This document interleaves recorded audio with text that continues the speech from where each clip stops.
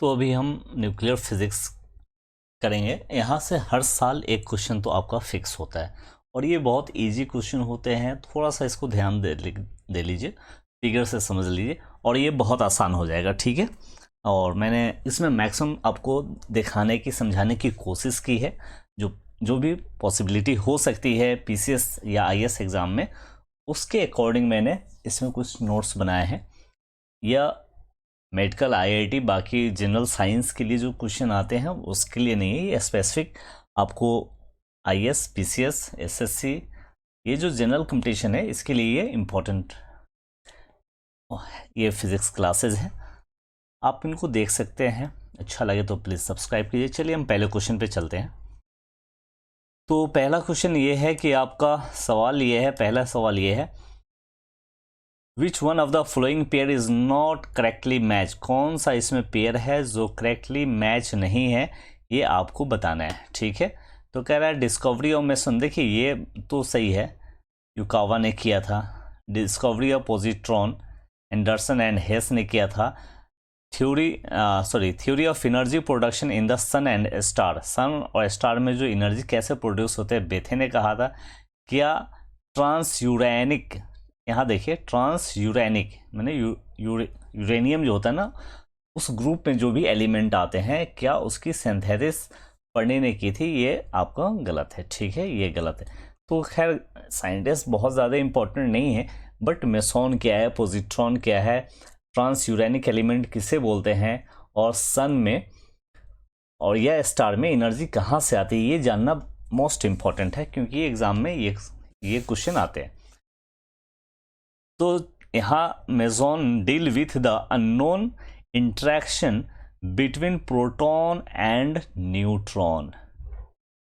यहाँ देख लीजिए मेसॉन में क्या होता है कि न्यूट्रॉन एंड पॉजिट्रॉन में अट्रैक्शन होता है, ये ज़्यादा इंपॉर्टेंट है, ठीक है। पॉजिट्रॉन एंड न्यूट्रॉन में इंट्रैक्शन होता है, ये ज़्यादा इंपॉर्टेंट है।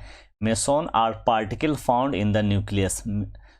तो पूछेगा मेसॉन कहाँ पाया जाता है, तो आपका जवाब होना चाहिए न्यूक्लियस में पाया जाता है, जो रिस्पॉन्सिबल है stability of nucleus.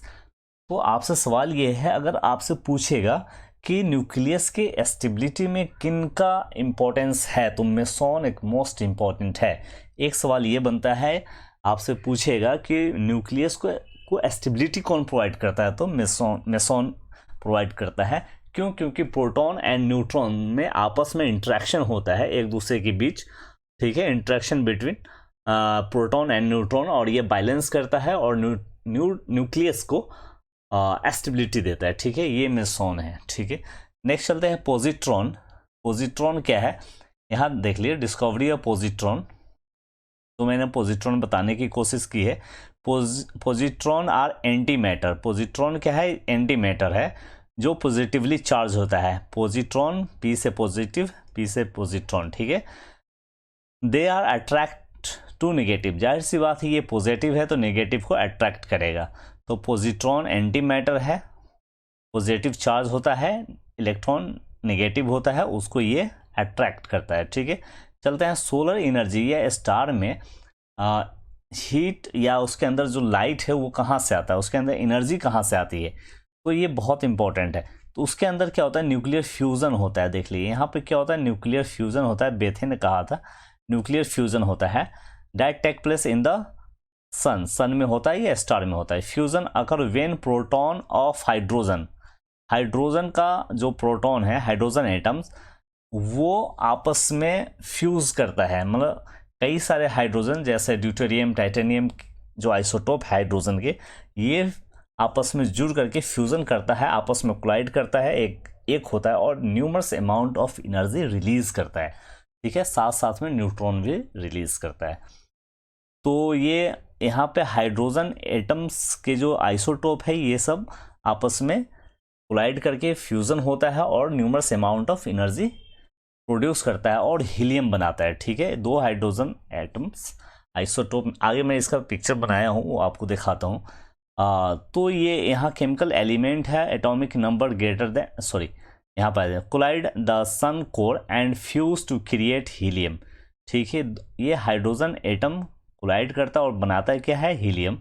This process, इसी प्रोसेस से हमारा अर्थ, सन एंड स्टार में एनर्जी प्रोड्यूस होता है। मैं इसका पहले आपको पिक्चर दिखाना चाहता हूँ। चलिए हम आते हैं पिक्चर पे।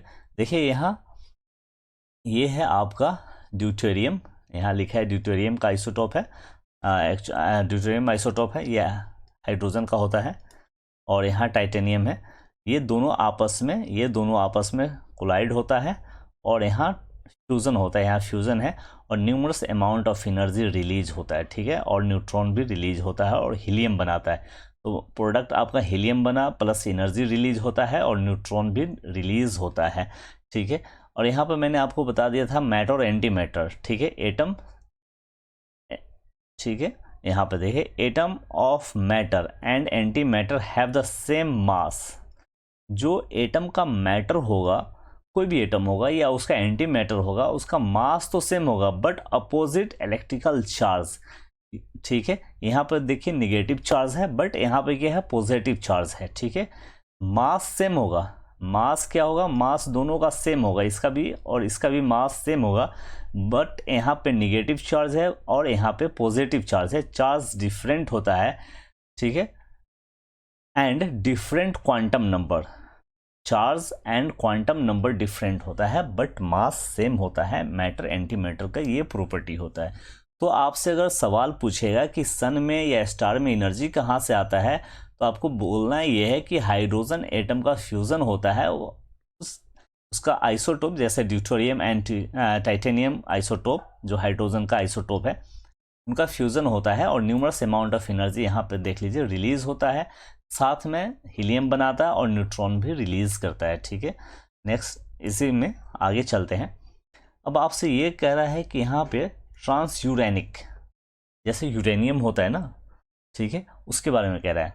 ट्रांसयूरेनिक element are the chemical element with atomic number greater than 92। Transuranic element वो है जिसका एटॉमिक नंबर 92 या उससे ज़्यादा होता है, उसको बोलते हैं ट्रांसयूरेनिक एलिमेंट। ये आपसे अगर पूछेगा ट्रांसयूरेनिक एलिमेंट की प्रॉपर्टी क्या है, तो आपको ये बताना होगा कि 92 या उससे ज़्यादा उसके एटॉमिक नंबर होते हैं। जैसे ये 92 अगर है तो किसका है, तो यूरेनियम, आप जानते हैं यूरेनियम, ठीक है। 92 यूरेनियम का होता है जो अनस्टेबल होता है। कोई भी ट्रांसयूरेनिक की प्रॉपर्टी ये होती है कि वह अनस्टेबल होता है और डिके होता रहता है radio actively into other element, ठीक है, with exception of neptunium and plutonium, with the exception neptunium and plutonium. ये बहुत इंपॉर्टेंट है, जितना भी ट्रांसयूरेनिक एलिमेंट है दुनिया में सबका डिके होता रहता है, बट आपको याद रखना होगा नेप्टिनियम एंड प्लूटोनियम का डिके नहीं होता, do not occur naturally on earth and they are synthesize. ये नेचुरली अर्थ पे नहीं पाया जाता है, बट नेप्ट्यूनियम का एंड प्लूटोनियम का हम उसको सिंथेसिस करते हैं, ठीक है। इसलिए अगर ये नेचुरली पाया जाता तो इट्स मे बी कि ये डीके करता, ठीक है, अनस्टेबल होता है, डीके करता। लेकिन तो यहाँ पे ये है, सवाल ये आपसे पूछेगा ट्रांसयूरेनिक एलिमेंट किसको कहते हैं, तो आपको पहला जवाब ये है जिसका एटॉमिक नंबर 92 या उससे ज़्यादा हो। दूसरा, ये अनस्टेबल होता है, ये कंटिन्यू डीके होता रहता है। लेकिन एक्सेप्शनल है दो, नेप्टूनियम एंड प्लूटोनियम, इनका ये अनस्टेबल नहीं है, स्टेबल है। इसको हम अनस्टेबल बनाते हैं, तोड़ते हैं, ठीक है, क्योंकि ये एक्चुअली नेचर में पाया नहीं जाता है, इसको हम सिंथेसिस किए हैं, ठीक है। तो इनके फिगर हमने यहाँ पे आपको दिखाए हैं, आप इसको देख लीजिए एक बार। जैसे मैंने फ्यूज़न वाला तो आपको यहाँ बता दिया, ठीक है। ट्रांसयूरेनिक एलिमेंट जिसका 92 यूरेनियम है, यहाँ पे 91 तो हो गया, 92 या उससे ज़्यादा होता है, इस तरह के एलिमेंट को हम, ठीक है, ट्रांसयूरेनिक एलिमेंट बोलते हैं।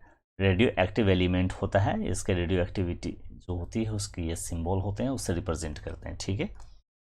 पीरियोडिक टेबल में कहाँ इसका पोजीशन होता है, 89 तक तो आता है, उसका फिर हम नीचे ए एंड बी में हम देते हैं, ठीक है। 91, 92, 93 ऐसे शुरू होता है। ये भी 90, 91 भी है, लेकिन ये स्टेबिलिटी है इसके अंदर, इसलिए इसने वायलेट कलर से दिखाया नहीं है। ठीक है, नेक्स्ट चलते हैं बाकी एंटी मैटर मैंने बता दिया कि मास सेम होगा but charge and quantum number different होगा। मास सेम होगा बट, तो मेसॉन भी आपको मैंने बता दिया है, मेसॉन किसको बोलते हैं।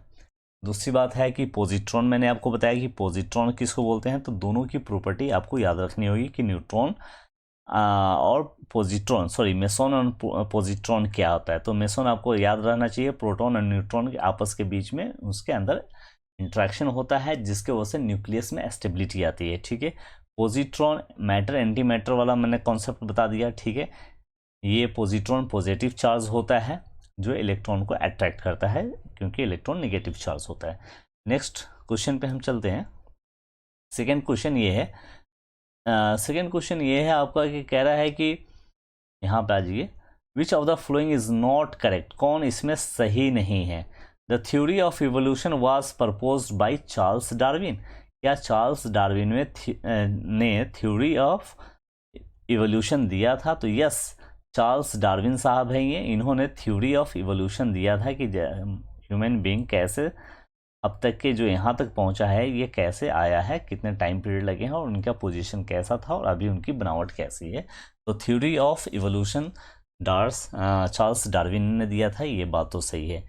सेकेंड ये कह रहा है कि ये तो बात सही हो गया, the breaking apart of the nucleus of an atom is called fusion, क्या कोई चीज़ टूटता है तो इसको फ्यूज़न बोलते हैं। तो नहीं, कोई टूटता है तो इसको फ्यूज़न बोलते हैं। जब न्यूक्लियस हमारा टूटता है तो इसको फ्यूज़न बोलते हैं।